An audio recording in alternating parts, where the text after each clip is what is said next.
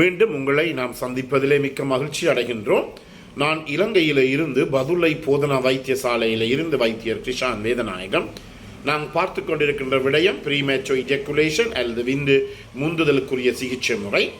நேரடியாக தொடர்பு கொள்ள விரும்பினால் வெளியூர் அன்பர்கள் 004-777-35-62-45 மூலம் தொடர்பு கொள்ள முடியும். உள்ளூர் அன்பர்கள் 077-35-62-45 மூலம் தொடர்பு கொள்ள முடியும்.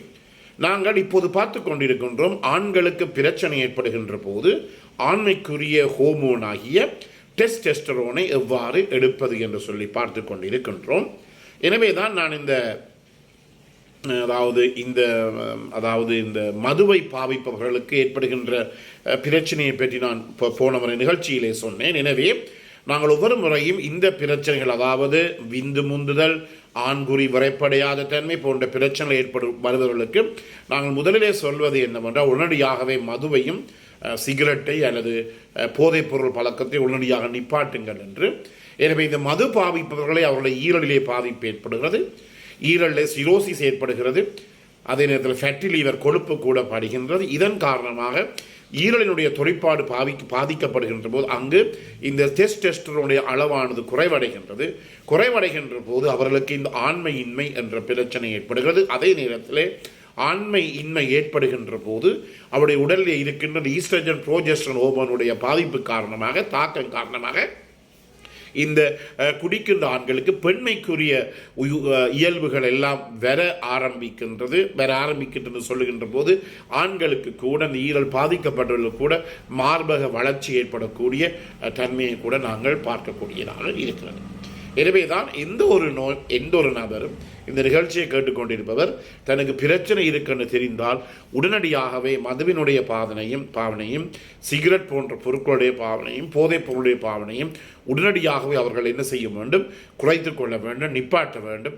அதாவது இந்த பிரச்சனையில இருந்து விடுபட வேண்டும் என்றால் உங்களுக்கு தெரியும், இவற்றிலிருந்து நீங்கள் உடனடியாக இவற்றை நீங்கள் நிப்பாட்ட வேண்டும்.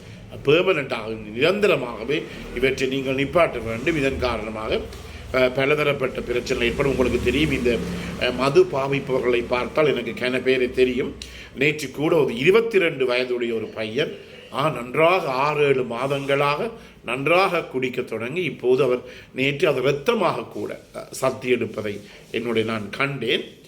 அப்போது நான் கேட்டபோது இப்போது முந்தி இருந்த நபர் அல்ல, இப்போது அவர்கள் ஒருவிதம் மனைவியின் மீது தாங்க முடியாத சந்தேகம், அதை நாங்கள் பேரனாய்டு ஐடியாஸ் என்று சொல்லுவோம்.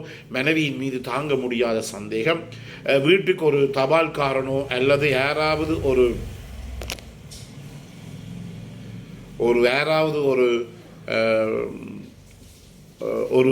தொழிலாளியோ வந்தால், தபால்காரனோ பால் விற்பவரோ அல்லது மீன் விற்பவரோ வந்தால் அவருடன் போய் அந்த பொருட்களை வேண்டுகின்ற போது அந்த 2-3 நிமிஷத்திலே கூட அவருடன் சிரித்து கதைத்தால் கூட தன்னுடைய கணவருக்கு தன் மீது சந்தேகம் ஏற்படுகிறது என்று சொன்னால் இது ஒரு பாரதூரமான பேரனாய்டு ஐடியா, சந்தேக குணம்.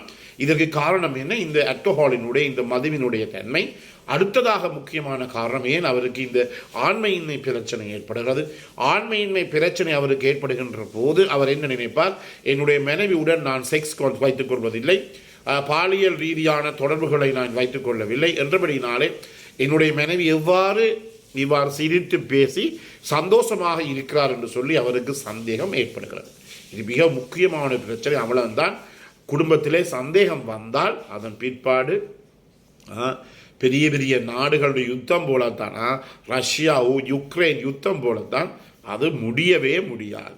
எந்த வைத்தியரை கண்டாலும், எந்த கவுன்சிலிங்குக்கு சென்றாலும், எந்த உளவள துணைக்கு சென்றாலும் இதில் இருந்து எங்களால் உய்ய முடியாது. எனவே இதுதான் இந்த மது அருந்துவதற்குரிய ஒரு சின்ன ஒரு பகுதியைத்தான் நான் உங்களுக்கு இப்போது உங்களுடன் பகிர்ந்து கொண்டேன்.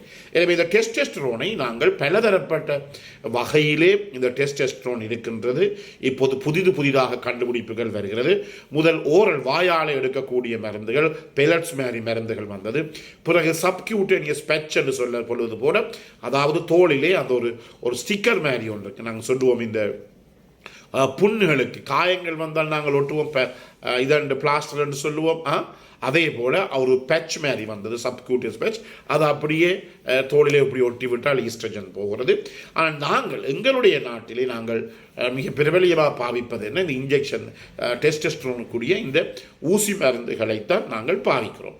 எனவே இந்த ஊசி மருந்துகளானது சாதாரணமாக நாங்கள் சொல்ல போனால், அதாவது நீங்கள் முதலிலே கவனிக்க வேண்டும், இதை நான் சொல்றதுக்கு முதல் சொல்ல மறந்து போனேன். அதாவது இந்த டெஸ்டஸ்டரோன் ஊசி மருந்துகள் எடுப்பதற்கு முதல் உங்கள் இரத்தத்தை நீங்கள் பரிசோதித்து பார்க்க வேண்டும், உங்களுடைய உடலிலே இந்த டெஸ்டஸ்டரோன் அளவு குறைவாக இருக்கிறதா என்று சொல்லி.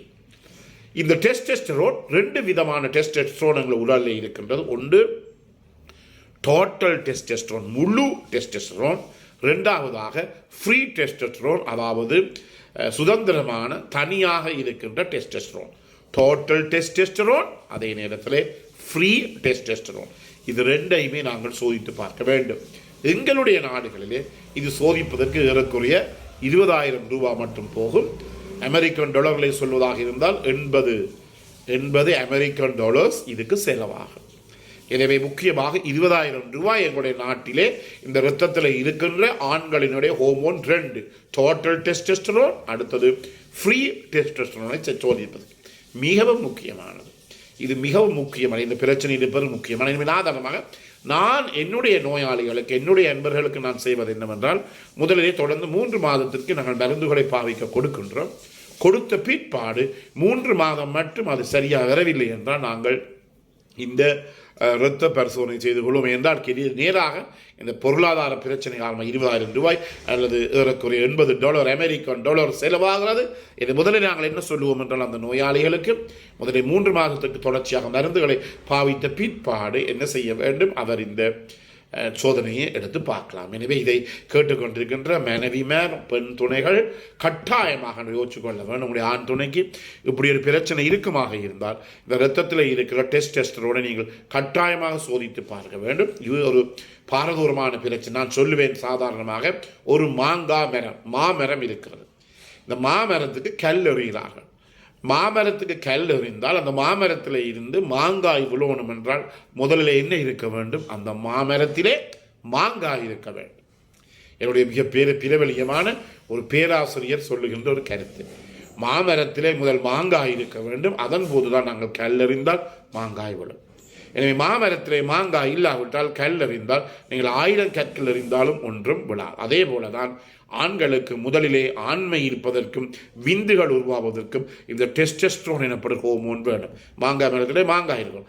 அதன் பிற்பாடுதான் பெண்ணுக்கோ ஆணுக்கோ ஏற்படுகிற மற்ற பிரச்சனைகளை எங்களாலே தீர்த்து கொள்ளக்கூடியதாக இருக்கிறது. எனவே ஒவ்வொருவரும் இந்த பிரச்சனை இருப்பவர்கள் கட்டாயமாக இந்த 3 மாதம் மட்டும் மருந்துகளை குடித்த பிற்பாடு சரிவராவிட்டால் இந்த டெஸ்டஸ்டரோன் அளவை நீங்கள் சோதித்து பார்க்க வேண்டும்.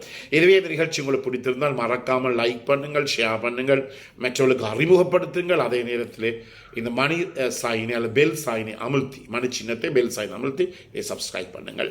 பிறந்திருக்கின்ற நாள் உங்கள் அனைவருக்கும் இனிய பொழுதாகவே அனைவருக்கும் பொதுவான இறைவனை வேண்டி விடைபெறுகிறேன். நன்றி.